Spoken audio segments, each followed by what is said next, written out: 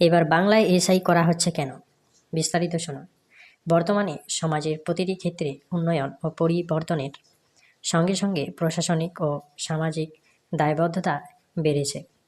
এ প্রেক্ষাপটে এসআইআর বা social impact report বা সোশ্যাল ইনভেস্টিগেশন রিপোর্ট, সামাজিক প্রভাব বা তদন্ত প্রতিবেদন তৈরি করা হচ্ছে বিভিন্ন ক্ষেত্রে, যেমন সরকারি প্রকল্প, বিচার ব্যবস্থা, শিক্ষা, পরিবেশ কিংবা পুলিশি তদন্তে।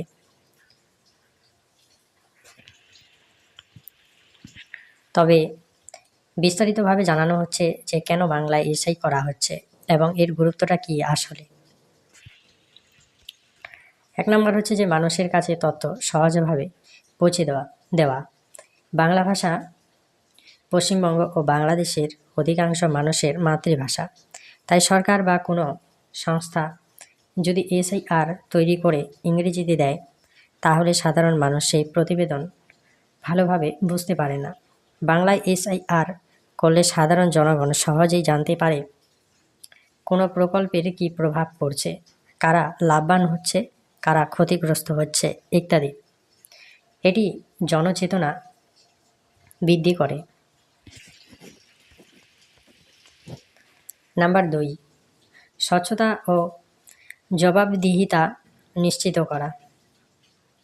বাংলা ভাষায় এসআইআর করলে রিপোর্টটি আরও স্বচ্ছ ও গ্রহণযোগ্য হয়, কারণ প্রশাসনের কাজ, প্রকল্পের ফলাফল অথবা তদন্তের অগ্রগতি স্থানীয় ভাষায় প্রকাশ পেলে মানুষ নিজের মতামত দিতে পারে, ত্রুটি ধরতে পারে এবং সরকারকে জবাবদিহিতার মধ্যে রাখতে পারে। নাম্বার 3, সরকারি ও বিচারিক ব্যবস্থায় সহায়তা। অনেক সময় আদালতে বা প্রশাসনে কোনো ব্যক্তির সামাজিক অবস্থা যাচাই করতে এসআইআর তৈরি করা হয়, যেমন নাবালক অপরাধী, দত্তক গ্রহণ বা সামাজিক সমস্যার ক্ষেত্রে।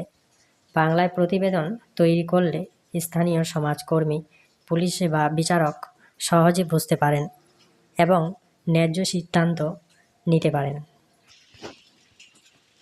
নাম্বার 4, স্থানীয় সংস্কৃতি ও অনুভূতির প্রতি শ্রদ্ধা।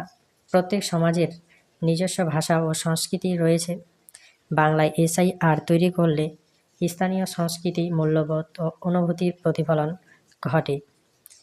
এতে প্রকল্প বা তদন্তের ফলাফল বাস্তবের কাছাকাছি হয়। উদাহরণস্বরূপ বলা যায় যে পরিবেশ বা গ্রামীণ উন্নয়ন প্রকল্পের সামাজিক প্রভাব বিশ্লেষণ বাংলায় করলে এলাকার মানুষের মতামত সঠিকভাবে প্রকাশ পায়।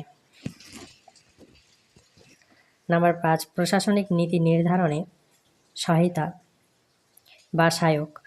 বাংলা ভাষায় এসআইআর নীতি নির্ধারকদের জন্য উপকারী, কারণ বাংলায় লেখা প্রতিবেদনের ভিত্তিতে সরকার স্থানীয় বাস্তবতা অনুযায়ী নতুন সিদ্ধান্ত নিতে পারে। যেমন কোনো এলাকায় দারিদ্র্য বেশি, কথায় নারী নিরাপত্তা কম, কথায় আবার শিক্ষা প্রকল্প আরও দরকার, এই ইত্যাদি বিষয়গুলো স্পষ্ট বোঝা যায়।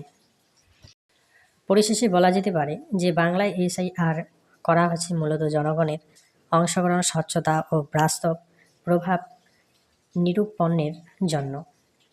এটি শুধু প্রশাসনের নথি নয়, বরং সমাজ ও সরকারের মধ্যে যোগাযোগের সেতু। বাংলায় প্রতিবেদন তৈরি হলে সাধারণ মানুষও দেশের উন্নয়নের প্রকৃত অংশীদার হতে পারে। আজকে এ পর্যন্তই, আবার দেখা হবে অন্য কোনো ভিডিওতে। ভিডিওটি ভালো লাগলে একটি লাইক দিয়ে চ্যানেলটি সাবস্ক্রাইব করবেন। ধন্যবাদ সকলকে।